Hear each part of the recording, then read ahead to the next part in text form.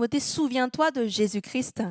Et c'est important pour nous de réaliser, mais qui est Jésus-Christ? Qu'est-ce qu'il a fait, Jésus-Christ?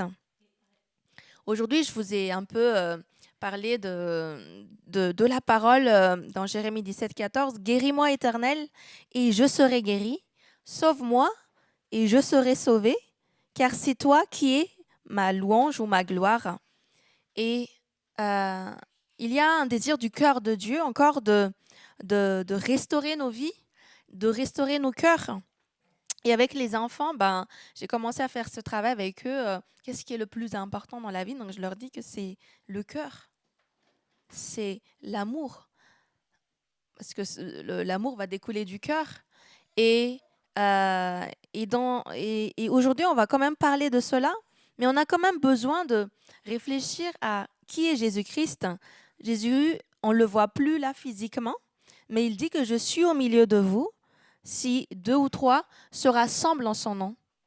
Et quand on lit les évangiles, je ne sais pas si vous avez remarqué cela, mais quand Jésus était là, ce n'était pas forcément un lieu tranquille. Et en fait, même Jésus, il venait dans les lieux où tout le monde était accueilli, c'est-à-dire qu'ils pouvaient tous y aller, hommes, femmes, enfants, petits, et en même temps, de toute race, statut social, de toute catégorie, ce qu'on appelait les personnes de mauvaise vie, les personnes qui étaient quand même haïes par les Juifs comme les collecteurs d'impôts.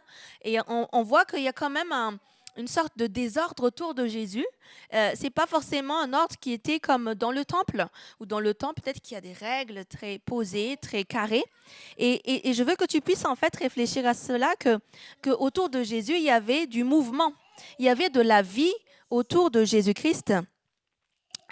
Et donc, la parole dit que Jésus est le même hier, aujourd'hui, mais aussi éternellement. Donc, si ton regard sur Jésus, ben, tout dépend quel est ton regard sur Jésus, mais en tout cas, Jésus, il dit que moi, je n'ai pas changé. Moi, je n'ai pas changé, et peut-être que les hommes ou les traditions vont changer la manière de me représenter ou de présenter qui je suis, qu'est-ce que je désire. Mais en tout cas, Jésus, il a dit que je n'ai pas changé, je suis le même aujourd'hui et éternellement. Donc, pour commencer, ben, je vais tout de suite lire Marc chapitre 1, versets 32 à 34. Moi, j'ai toute ma parole qui est déjà dedans. Donc, toi, tu peux prendre ta Bible ou ben voilà, ce que tu as pour que tu puisses y revenir et laisser cette parole te relire, t'examiner, te sonder. Le soir, Marc chapitre 1, versets 32 à 34. Le soir, après le coucher du soleil, on lui amena tous les malades et les démoniaques. Et toute la ville était rassemblée devant sa porte. Là, on est dans une maison, là. Il guérit beaucoup de gens qui avaient diverses maladies. Il chassa aussi beaucoup de démons et il ne permettait pas aux démons de parler parce qu'ils le connaissaient. Donc, imaginons un peu cette réalité où, voilà, nous sommes dans une maison, mais là, je crois que c'était la maison de Jésus. Et les gens ont entendu parler du Seigneur, de ce qu'il était capable de faire, du fait qu'il faisait des miracles, quelque chose qui ne s'est pas encore passé en Israël depuis des siècles où on attendait le Messie, on attendait des solutions par rapport à des circonstances. Là, on parle de malades, on parle de personnes tourmentées par des esprits. Donc là, c'est pas du tout tranquille, hein. Là, ben, ça bouge partout. Il y a peut-être des choses où on n'est pas à l'aise parce qu'on apporte les malades à Jésus-Christ et les malades ne sont pas venus seuls. Ils ont été amenés par leur connaissance, leur famille, leur entourage. Ces démoniaques de même, ils n'ont pas forcément peut-être la lucidité, mais leur entourage a amené ces personnes autour de Jésus. Donc, si tu as déjà regardé un peu les films de Jésus, on voit qu'il y a du mouvement autour de Jésus. On voit que ce n'est pas forcément de l'ordre, hein. On voit que ce n'est pas forcément tout est carré. Et revenons à la simplicité. Jésus est entré dans les maisons où peut-être que, comme nous, à Madagascar, où on se dit que peut-être que la marmite n'est pas encore bien lavée. C'était au milieu de ces circonstances-là que Jésus est entré. C'était au milieu de peut-être qu'il y a pas mal de choses qui étaient autour, peut-être dans les maisons, dans les rues, Mais c'est là que Jésus entre et il dit qu'il n'a pas de problème dans ces circonstances-là. Ce que je veux dire par là, c'est que peut-être que nous, quand on est chrétien, quand on devient enfant de Dieu, on se dit, il faut que les choses soient carrées, il faut que les choses soient bien. Et pourtant, Jésus, il veut travailler aussi là où les choses ne sont pas bien. Voilà, il a dit, les malades ont été venus vers lui, les personnes qui ont des besoins. Et à l'époque de Jésus, on voit aussi que les gens couraient partout pour pouvoir, où est Jésus? C'est-à-dire qu'il fallait chercher Jésus parce que il fallait savoir, entendre les nouvelles, les news, le Facebook de Jésus, je serai où, je sais pas, samedi ou mercredi pour pouvoir suivre Jésus. Et à cette époque-là, en fait, même, il fallait avoir peut-être des connaissances, genre les disciples, pour se dire, j'ai envie de voir Jésus. Les disciples, on voit que des fois, c'est raconté comme ça. Il y a les Grecs qui se viennent et on veut voir Jésus. Parce qu'il y a la foule autour de Jésus. Pourquoi je te dis ça? C'est qu'il fallait se faire violence. Il fallait une ardeur de voir Jésus, de toucher le Seigneur parce qu'il y a quelque chose autour de lui, même si c'est juste pour voir. Il y a peut-être des gens qui étaient là comme spectateurs, mais il y a aussi des personnes qui voulaient vraiment, au-delà des enseignements que Jésus apportait, les personnes cherchaient des solutions par rapport à leur réalité, à ce qui les entoure. D'accord ? Alors, pourquoi les gens faisaient violence?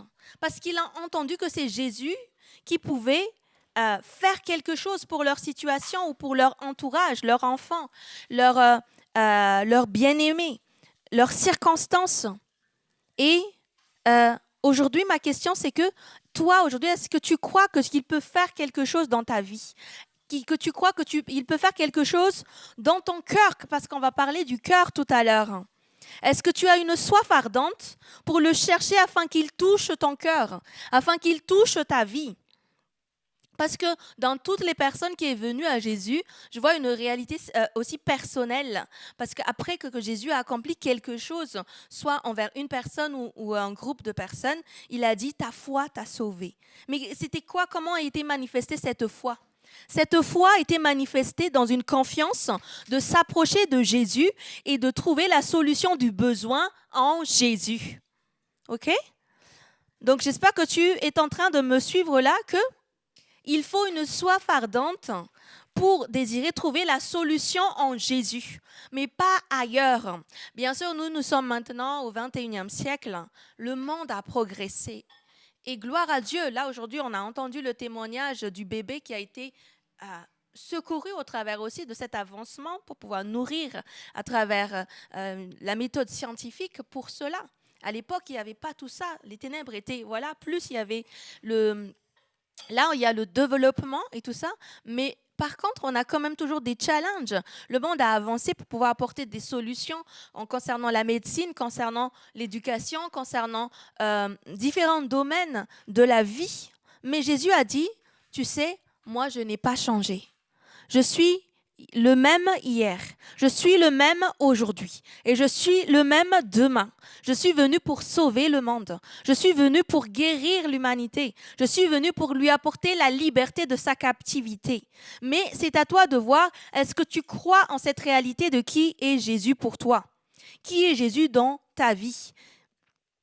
Et dans Matthieu 9, au chapitre 9, Matthieu chapitre 9 au verset 12, il y a une petite circonstance qui était là, mais j'aimerais quand même te parler de qui s'approchait de Jésus. Ce que Jésus, ayant entendu, il dit, « Ce ne sont pas ceux qui se portent bien qui ont besoin de médecins, mais les malades. » Donc, les personnes qui ont eu cette humilité de reconnaître leur situation étaient venues à Jésus et ont cherché cette solution en Jésus. Ce ne sont pas ceux qui se portent bien qui ont besoin de médecins, mais les malades. On peut penser de maladies physiques, mais on peut aussi penser de la réalité, par exemple, spirituelle par rapport à quelqu'un qui a des enjeux par rapport à des tourments. Et ça peut être aussi la réalité familiale, ça peut être aussi des réalités émotionnelles. Mais Jésus a dit, ce ne sont pas ceux qui se portent bien qui ont besoin de médecins. Donc, quand on ne se porte pas bien, Jésus, il dit que c'est d'un médecin que tu as besoin. C'est d'un médecin que tu as besoin et tu ne peux pas rester dans ton état et espérer que la situation change. Il faut que tu viennes voir le médecin. Et en même temps, Jésus, il se présente comme le médecin. L'Éternel l'a dit dans Exode que si nous écoutons et obéissons à sa parole, il vient se révéler à nous comme celui qui guérit nos maux, guérit nos maladies. Dans le psaume 147, au verset 3, il dit qu'il guérit ceux qui ont le cœur brisé. Il pense leurs blessures. Et un cœur brisé, c'est un cœur qui n'est pas dans l'état correct de son fonctionnement, dans l'original que Dieu avait créé au début. Et à travers le péché, on était passé par cela. Il y a des circonstances qui ont brisé nos cœurs, à travers peut-être des expériences, parce qu'on était loin de la présence de Dieu, loin de la connaissance de son amour, loin de la révélation de qui il est. Et il dit, ils pensent leurs blessures, ou dans d'autres mots, ils bandent. Il faut mettre du bandage. Il y a des manières de traiter les blessures pour que ça soit réellement guéri. Et que ce n'est pas forcément en un jour tout de suite, mais il faut y penser. Et pour ceux qui en ont déjà entendu cette parole du pasteur César Castellanos, que un cœur blessé est un cœur impur. Un cœur blessé est un cœur impur. Et pourtant, le cœur est la source de nos vies. Excusez-moi. De ce qui est important. Donc ça, cette photo, cette image, pour plusieurs d'entre vous, vous l'avez déjà vue. Cette image, pour plusieurs d'entre vous, vous l'avez déjà vue, le cœur. Le cœur, il y a la vie. Quand on dit que quelqu'un vit, quand son cœur, il bat. Quand son cœur est en... Voilà, il y a de la chaleur, il y a du sang qui circule correctement. Et quand ton cœur est blessé, c'est de cet état qu'elle est. Il y a des impuretés, il y a des choses incorrectes, il y a des différents trous qui sont là et qui peut faire que le cœur ne fonctionne pas correctement. Combien ça fait que cette réalité du cœur est très importante. On ne doit pas le négliger. Et même la parole dit que garde ton cœur plus que toute autre chose, car de lui vient les sources de la vie. Quand on dit qu'un cœur est impur, c'est qu'il est juste incorrect. Incorrect, c'est-à-dire qu'il ne fonctionne pas de manière juste dans la façon de penser, dans la façon de parler, dans la façon de sentir les choses, dans la façon de percevoir, de discerner les choses, de juger les choses. Et le Seigneur est très intéressé par l'état de notre cœur. Comment ton cœur se porte-t-il aujourd'hui? Est-ce que ton cœur se porte bien? Même quand quelqu'un te dit, est-ce que ça va? Oui, ça va. Parce que des fois, c'est tout de suite une réponse automatique. On ne veut pas aller plus loin. Oui, ça va. Ça va même si ton cœur, il est peut-être lourd, il est peut-être triste, il est peut-être amer, il est peut-être découragé, je ne sais pas. Mais comment se porte ton cœur aujourd'hui? Laisse le Saint-Esprit t'éclairer. Comment se porte ton cœur aujourd'hui? Laissons le Saint-Esprit éclairer. Comment se porte notre cœur aujourd'hui?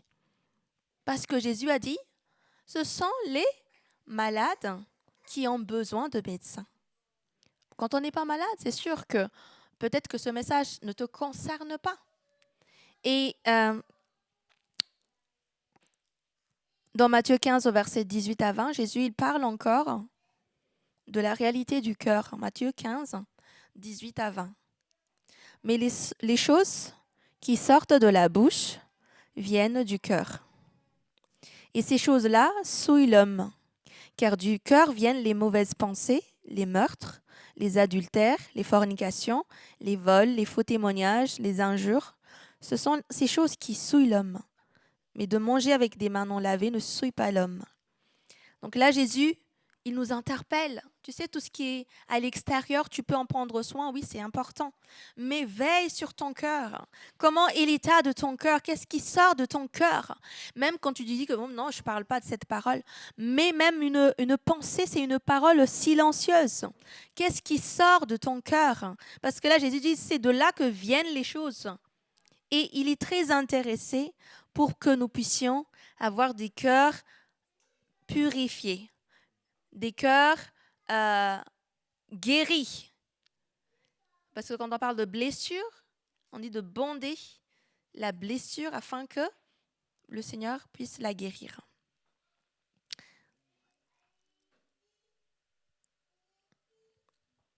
Quand ton cœur et ton âme ne va pas bien, il y a du mal à la réjouissance. Parce que le cœur a été fait pour se réjouir. Le cœur a été fait pour la joie, pour la paix, pour être dans le calme, dans la sérénité, dans la justice de Dieu. Et même la parole dit que la colère de l'homme n'accomplit pas la justice de Dieu. On va parler un peu de cette parole de Dieu que quand tu obéis à ce que la parole dit sur un sujet, c'est un manuel de vie et ça va t'éviter de pécher. Ça te protège même des assauts de l'ennemi. Par contre, si nous laissons les œuvres de l'ennemi dans nos cœurs, nous donnons des droits à l'ennemi de nos cœurs, de nos âmes à agir, à même nous utiliser.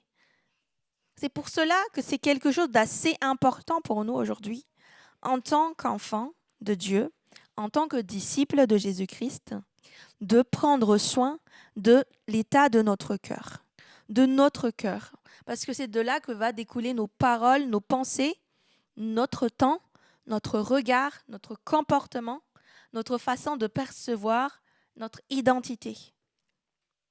Que penses-tu de toi-même? Qui es-tu?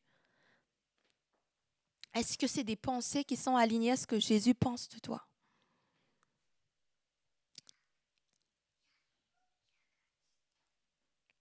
Le cœur n'est pas fait pour un dysfonctionnement permanent, un dysfonctionnement régulier. Parce que c'est là qu'on va faire qu'on va trop souffrir dans la vie. Il y a des personnes qui sont mortes de chagrin, mortes de différentes, comment dire ça, de situations, par exemple, chroniques qui étaient au niveau du cœur. Donc, le cœur n'a pas été fait pour être toujours dans cette réalité ténébreuse de la douleur, du chagrin, du regret, de la culpabilité, du rejet. Le cœur a été fait, comme je l'ai dit tout à l'heure en haut, pour le royaume de Dieu. La joie, la justice de Dieu et la paix de Dieu. Mais malgré tout ça, c'est un passage, c'est un processus. C'est un processus pour aller d'un endroit à un autre. Quand on parle de restaurer, c'est on répare quelque chose. On répare ce qui a été abîmé. On ramène à l'original. On ramène à son vrai fonctionnement. On ramène dans un bon état. Donc, s'il y a des choses qui te parlent aujourd'hui dans ces mots, dans ce message, on peut se poser la question. Mais qui a la puissance de nous restaurer? Qui a la puissance de nous relever, de nous ajuster, de nous guérir? Jérémie, lui, dans son ministère où il a beaucoup souffert, il a dit « Guéris-moi, Éternel, et je serai guéri. Sauve-moi, et je serai sauvé, car c'est toi qui es ma gloire. » Jérémie a décidé de se tourner vers l'Éternel, de se tourner vers le Seigneur. Et qu'aujourd'hui, est-ce que veux-tu te tourner vers Jésus et ouvrir ton cœur à Jésus? Si tu réalises qu'il y a des choses qui ne se portent pas encore trop bien dans ton cœur. Qu'est-ce que Jésus veut encore dire dans cette parole qu'on a lue tout à l'heure dans Matthieu 9, verset 12? C'est que la restauration du cœur de quelqu'un nécessite une coopération. Vous voyez? Le malade doit aller où? chez le médecin. Est-ce qu'il va guérir tout seul s'il ne va pas chez le médecin? Ça va seulement s'aggraver. La restauration du cœur est une coopération dans un accord mutuel où tu acceptes le programme du médecin. Tu acceptes son traitement. Tu acceptes le temps qu'il faut en fonction de l'ampleur de ce qui ne va pas. Par exemple, il te dit, tu prends ce sirop pendant 8 jours. Donc, ce n'est pas toi qui fais juste ce que tu veux, mais c'est lui qui te dit. Et s'il te dit, si ça ne va plus là, on va passer à une autre étape. C'est-à-dire qu'il faut prendre ce qu'il te prescrit. Et pour nous, le médecin, c'est Jésus. Ce qu'il nous prescrit, premièrement, d'abord, c'est la foi dans ce qu'il a accompli à la croix. C'est meurtrissures. Par les meurtrissures de Jésus-Christ, nous avons été guéris. C'est de revenir à cela que oui, mais Jésus, il a été frappé, il a été flagellé, il a souffert. Il a eu un échange à la croix. Mais est-ce que je veux accepter de prendre ce processus d'échange? Son côté a été percé pour moi. Sa tête a saigné à cause de la couronne d'épines pour que mes pensées ne fonctionnent plus avec des pensées maudites, mais des pensées bénies.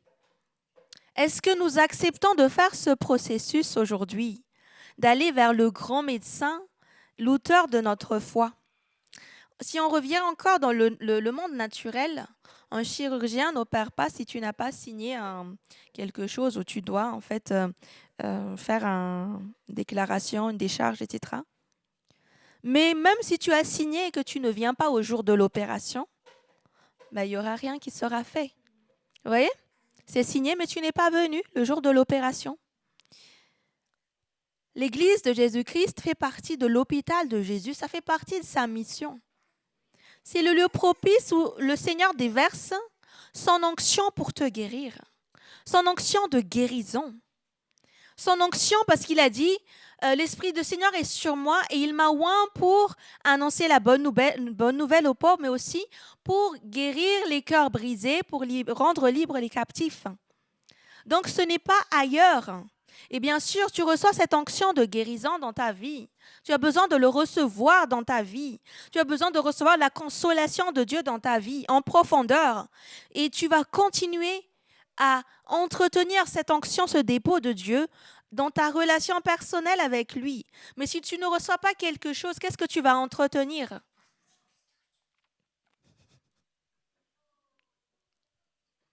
Mon imitateur, mon petit disciple. Alors, l'amour de Dieu a été manifesté en Jésus-Christ pour que toi et moi, nous ayons un cœur guéri. Nous ayons un cœur guéri. Et si nous nous posons cette question, mais parce que des fois on se dit, on reste dans quelqu'un qui est habitué à être dans la prison, il voit les limites des barreaux et tout ça, il se dit, je ne vais jamais sortir de là, ma vie, je vais périr là. Et des fois, nous-mêmes, on se dit, dans des limitations comme ça, et on se dit, ça ne va jamais changer. Est-ce que tu t'es déjà dit des choses comme ça sur ta vie, sur tes pensées, sur ton histoire, sur ton avenir, sur les plans du Seigneur pour ta vie? Et pourtant, je vais te dire cela. Pourquoi Jésus veut que tu sois guéri dans ton cœur? Bien sûr, d'une part, parce qu'il t'aime. Parce qu'il t'aime et que tu arrêtes de souffrir. Tu arrêtes de porter en fait l'impact des choses, des ténèbres, et pour que tu puisses à nouveau vivre, laisser son royaume dans ton cœur. Mais au-delà de cela, j'avais apporté cet enseignement il y a déjà très longtemps, il y a 3 ans, que il faut arrêter d'être dysfonctionnel pour pouvoir être libre de le suivre. Si ton cœur n'est pas totalement guéri, libéré, ça va être quelque chose qui va devenir comme le boiteux, le paralytique, l'aveugle, le sourd. Ils ont des infirmités. Ils ont une capacité qui est réduite. Et ça, ce n'est pas la volonté de Dieu pour notre vie, que notre capacité à suivre le Maître soit réduite. Parce que Il veut toucher ton cœur qui est blessé ou malade. Ça va être des freins, des blocages ou même des fois un retour en arrière, un abandon à un moment donné, alors que tu es en train de courir ta course. Dans Jean 8, 32, 36, en fait, Jésus a dit le vrai disciple est réellement libre. Il est affranchi. Mais un disciple, il est quoi ? Il est comme le maître, en fait. Il reflète Christ. Il reflète le fruit de l'Esprit de Dieu.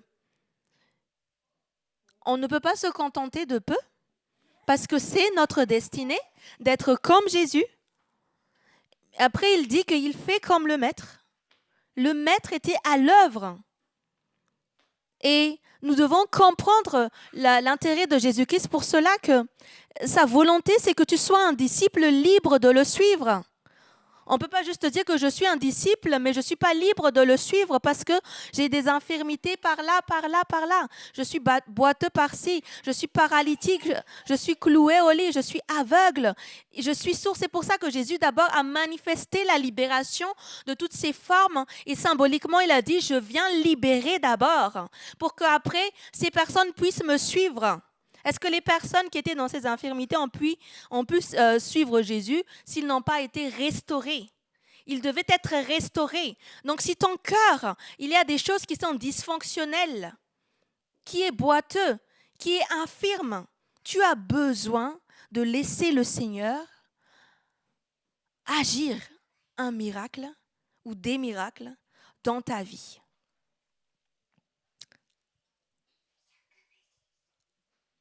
Si c'est des raisonnements, les raisonnements, c'est des choses qu'on va rendre, on va donner des explications. Il y a ci parce que. C'est ceci parce que. On va pouvoir expliquer les choses. Mais la parole dit que les raisonnements, ce sont des forteresses qu'on doit renverser. Qu'on doit renverser pour que nous puissions devenir des hommes et des femmes de suivre Jésus. Ça veut dire que c'est un processus que le Seigneur a prévu et il a montré l'exemple. Je dois vous libérer d'abord avant que vous puissiez réellement me suivre. Parmi les disciples de Jésus, c'est cité par exemple qu'il y avait une Marie qui avait cet esprit impur. Et il l'a rendue libre. Et c'est après que cette femme a pu faire partie de ses disciples. Donc, nous avons besoin d'être conscients que Jésus a besoin de libérer des choses dans nos vies, dans nos cœurs, dans un certain même héritage du pourquoi des choses.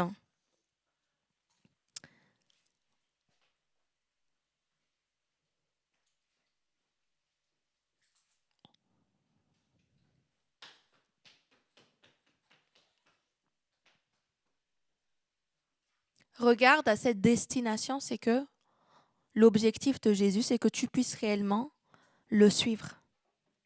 Pas vivre une religion, pas se dire je vais faire la messe, mais chaque jour que nous puissions chacun manifester cette vie, que petit à petit Christ soit manifesté dans ma vie, que je vais faire aussi ce qu'il attend de moi.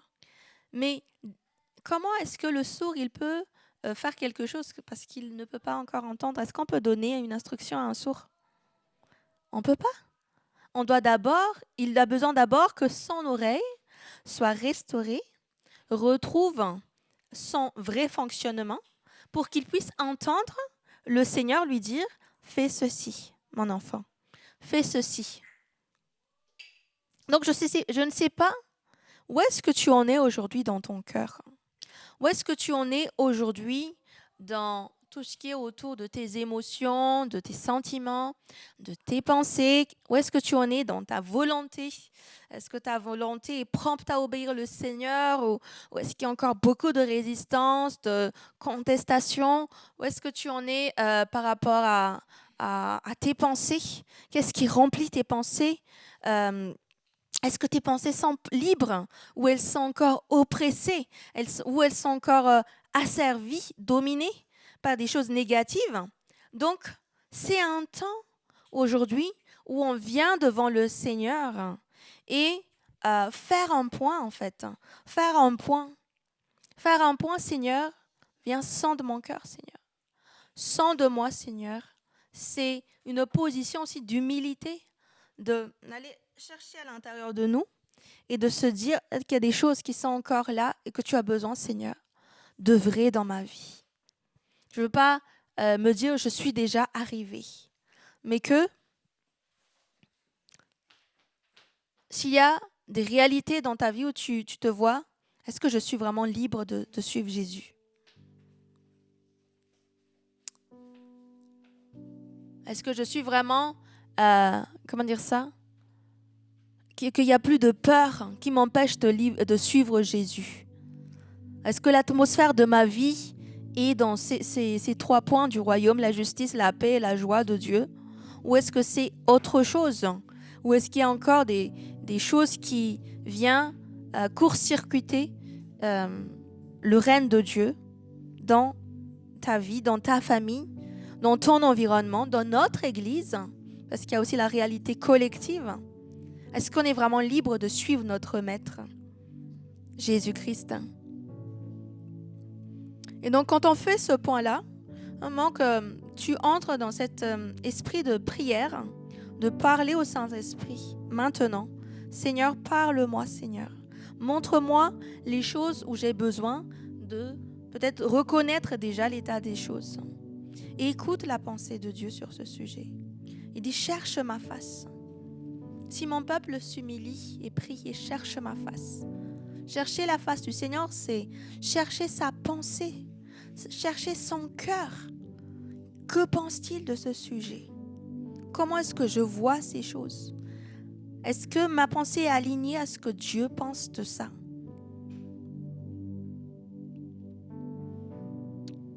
Est-ce que tu as besoin de reconnaître quelque chose devant lui? Est-ce qu'on dit Yahweh Rapha, Yahweh l'Éternel qui guérit? Mais est-ce qu'on expérimente cette guérison dans notre cœur, dans notre vie?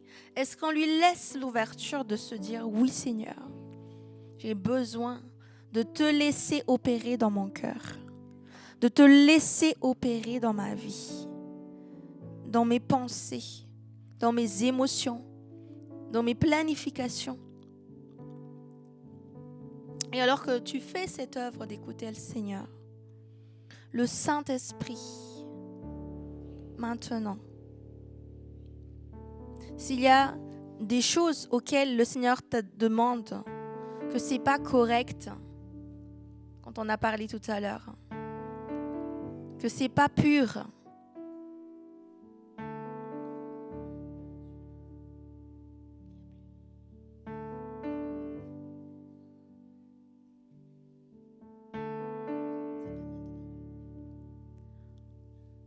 est-ce que tu veux abandonner cette voie?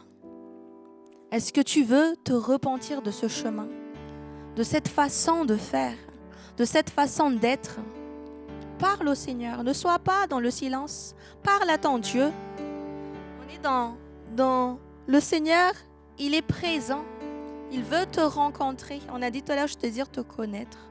On veut te rencontrer, on veut entendre tes pensées, parce que c'est un temps pour que tu agisses, que tu apportes une restauration, que tu apportes du changement. Est-ce que tu veux abandonner cette voie, ces façons d'être ou ces façons de faire? La parole dit que le royaume est là, mais il dit d'abord repentez-vous, c'est-à-dire que le royaume est à ta porte. Le royaume veut faire place, mais il faut changer de mentalité. Il faut changer de façon de penser, de repère. Et si dans ton cœur, tu réalises qu'il y a quelque chose que tu veux abandonner, que tu réalises qu'il faut changer, maintenant, parle au Seigneur et par la puissance de ta parole, scelle ce choix. Seigneur, je ne veux plus vivre dans ce sens. Je ne veux plus marcher dans la colère.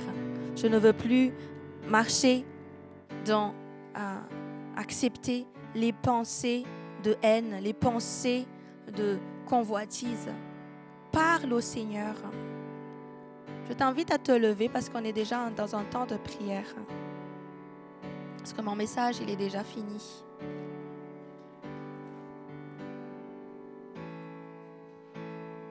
Tu as fait ce point dans ton cœur et que tu reconnais qu'il y a quelque chose qui n'est pas normal. Que ce n'est pas le repère de Christ. La parole dit tu es accepté, tu es aimé, mais quand quelqu'un te rejette, tu te dis maintenant je ne suis rien, je n'ai pas de valeur. Apporte ces choses devant le trône de Dieu. Parle au Seigneur. Est-ce que tu veux abandonner cette façon de penser et de voir les choses afin que la guérison de Jésus-Christ puisse toucher ton cœur aujourd'hui? Alléluia.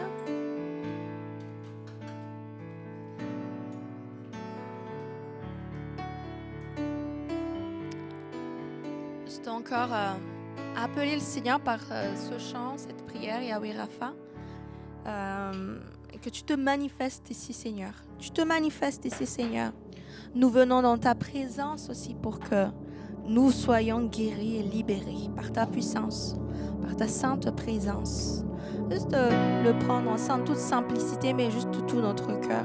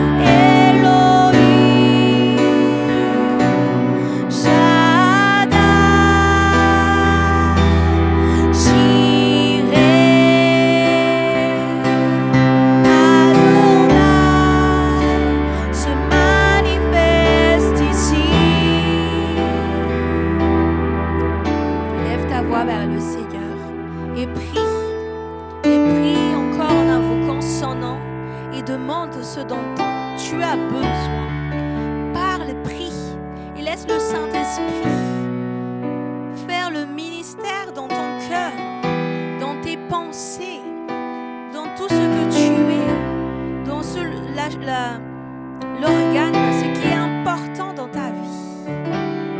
Laisse le Seigneur et prends cette guérison avec foi, mais aussi avec détermination, avec violence de ta foi, avec un désir ardent que les choses puissent véritablement changer.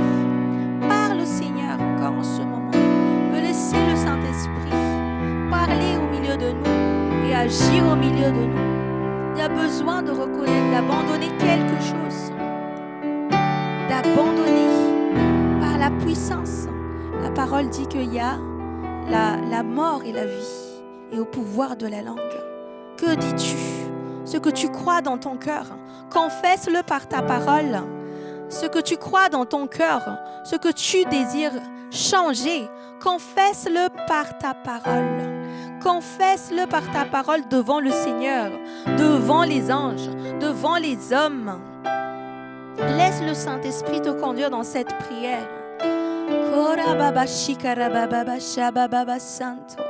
Prends un temps de laisser le Saint-Esprit t'inspirer dans ce temps de prière qui est tellement important pour ta vie. Ne le néglige pas pour ta destinée, pour que tu puisses suivre réellement le Seigneur et qu'il puisse toucher tes incapacités, tes infirmités, qu'il touche ton cœur, que son toucher de gloire vient maintenant.